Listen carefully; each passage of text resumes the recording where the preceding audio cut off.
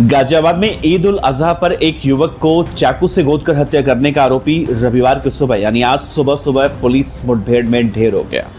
Police ने उसके शव का मेडिकल परीक्षण कराने के लिए भेजा है। डीसीपी ट्रांसेंडल धवल जायसवाल ने इस मामले में कहा कि थाना खोड़ा इलाके में 28 मई को सूर्या चौहान नाम के एक युवक की चाकू से गोदकर हत्या कर दी गई थी। परिवार वालों की तहरीर के आधार पर 5 आरोपियों के खिलाफ इस मामले में एफआईआर दर्ज हुआ था। 3 आरोपियों को पुलिस ने पकड़ा, जेल भेजा, जबकि मुख्य आरोपी वांछित था और उसकी गिरफ्तारी पर कमिश्नरेट पुलिस ने 50,000 रुपए का इनाम भी घोषित कर रखा था। पुलिस को दरअसल एक मुखबिर से सूचना मिली थी कि असद अपनी कुछ साथियों से मिलने थाना खोड़ा इलाके में आने वाला है। उनसे कुछ पैसे लेकर वो फिर वहां से भागने की फिराक में था। पुलिस इस पूरे इलाके की लगातार कॉम्बिंग और बैरियर लगाकर चेकिंग अभियान चला रही थी और इसी दौरान वसुंधरा इलाके में असद अपने परिवार के एक साथी के साथ बाइक से आता हुआ दिखाई दिया।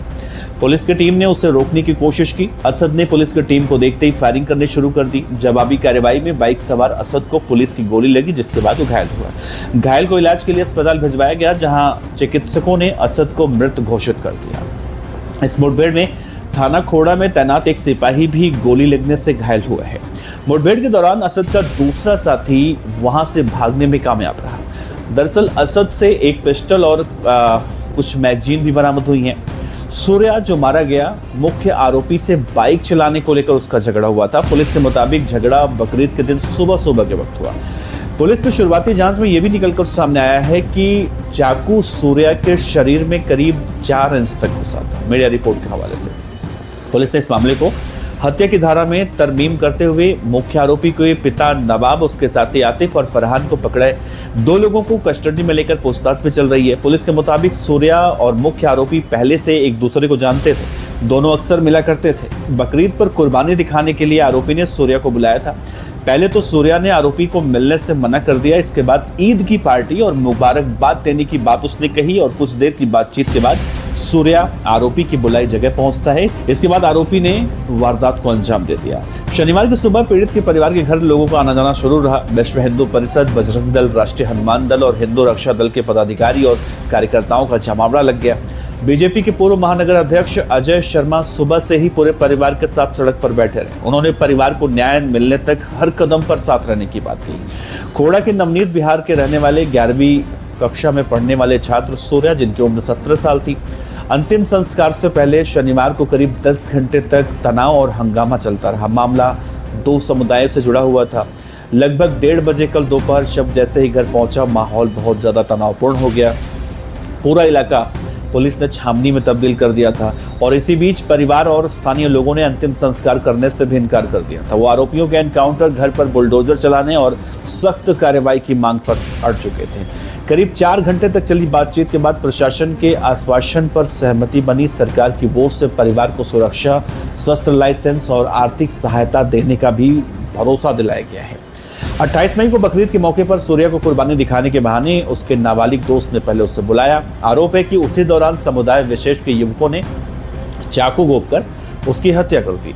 वारदात से पूरे इलाके में तनाव फैला। पोस्टमार्टम के बाद जब कफन में लिपटा हुआ सूर्या का शव घर लाया गया तो मां सरोज ठाकुर बेटे के हत्यारों का एनकाउंटर करने की मांग करने लगी। ये कहते कहते वो बेसुध हो गई। इस बीच परिवार, स्थानीय लोग, हिंदू संगठन के कार्यकर्ता वहां पर इकट्ठा हो गए। इन सभी ने आरोपियों के एनकाउंटर और उनके घरों पर बुलडोजर चलाने की मांग करते हुए अंतिम संस्कार करने से उस वक्त इनकार किया था। हालांकि सुबह से ही पुलिस अधिकारी परिवार से लगातार बातचीत कर रहे थे, उन्हें काफी समझाने की कोशिश कर रहे थे, लेकिन परिवार के लोग अपनी मांगों पर जस के तस अड़े रहे।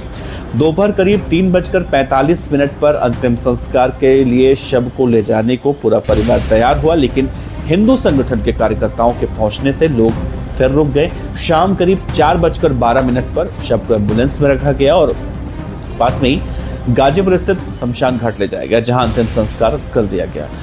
बीजेपी के प्रदेश अध्यक्ष पंकज चौधरी, उपाध्यक्ष संतोष सिंह और मुख्यमंत्री ने ओएसडी से भी पीड़ित परिवार से बात कर सांत्वना दी। शनिवार को मामले में एक सीसीटीवी कैमरे की फुटेज सोशल मीडिया पर वायरल हुई। इसमें करीब 4-5 लोग उस लड़के को घेर कर पकड़कर दिखाई दे रहे हैं। इसे वारदात के वक्त का बताया जा रहा है। वहीं इस पुलिस अधिकारियों का कहना है कि फुटेज वारदात के बाद का है। हालांकि हम इस फुटेज की पुष्टि नहीं करते हैं। सोशल मीडिया पर यह फुटेज वायरल हो रहा है। छात्र की हत्या के बाद से ही पूरे इलाके में आक्रोश और तनाव का माहौल देखने को मिला। शनिवार को माहौल बिगड़ने की आशंका पर सुबह से ही पुलिस ने फोर्स की तैनाती की लोगों के दिलों में डर पैदा कर दिया कहीं ना कहीं यह घटना। आलम यह था कि खोड़ा इलाके में आधे से ज़्यादा दुकानें बंद थी, कहीं दुकानें खुली तो पूरा शटर उठाने की किसी ने हिम्मत नहीं की। इलाके की गलियों में सन्नाटा पसरा रहा, घरों की छत पर खड़े होकर लोग बस नीचे चल रही गतिविधियों को देख रहे थे। सूर्या की हत्या से स्थानीय लोगों में गहरा आक्रोश है। उनका कहना है कि मार्च 2026 में होली के दिन दिल्ली के उत्तम नगर के रहने वाले तरुण की पीट कर हत्या की गई थी। बकरीद पर फिर इस तरह की वारदात सामने आने से इलाके में तनाव बढ़ चुका है। स्थानीय लोगों का आरोप है कि त्योहार के मौके पर जानबूझकर माहौल को खराब करने की कोशिश की गई है। लोग ये मांग कर रहे हैं कि आरोपियों पर सख्त कार्रवाई की जाए और ऐसी घटनाओं को रोकने के लिए ठोस कदम भी उठाए। सूर्या चौहान की हत्या के बाद राज्य मंत्री सुनील कुमार शर्मा पीड़ित के आवास पर पहुंचे। इस अपराध की निंदा करते हुए उन्होंने कहा कि यूपी में अपराधियों के लिए कोई जगह नहीं है, जो भी अपराध करेगा उसे कड़ी सजा मिलेगी। सूर्या चौहान के हत्यारे असद ने पहले एक नाबालिग बच्चे की बेरहमी से हत्या की थी, इससे पहले फिर पुलिस पर हमला किया था और इसीलिए उसे उसका उचित न्याय मिल चुका है। सरकार पूरी तरह से कानून के दायरे में रहकर काम करती है और नियमों का पालन भी करती है। इस अपराधी को आज पुलिस ने एक एनकाउंटर में ठोका, बाकी साथी जो है इसके उनके खिलाफ कड़ी कार्रवाई की जाएगी और कानून को पूरी तरह से निष्पक्ष जो है रखा जाएगा। सूर्या की मां सरोज कह रही है कि मैं पीएम मोदी, सीएम योगी और मीडिया के उन लोगों का भी धन्यवाद करती हूं जिन्होंने हमारी आवाजें उठाई और मेरे बच्चे को आज इंसाफ मिला। बाकी 6 आरोपियों के घरों पर बुलडोजर चलाकर उन्हें शांति मिलवानी चाहिए। या शांति तभी मिलेगी जब उन 6 आरोपियों के घर पर बुलडोजर चलेगा। आप सोचिए एक बात कि अगर आपको बकरीद पर इस तरह से बुलाया जा रहा है और पार्टी की बातें की जा रही है तो आप भी मत जाइएगा, क्योंकि पता नहीं किसके मन में क्या चल रहा है।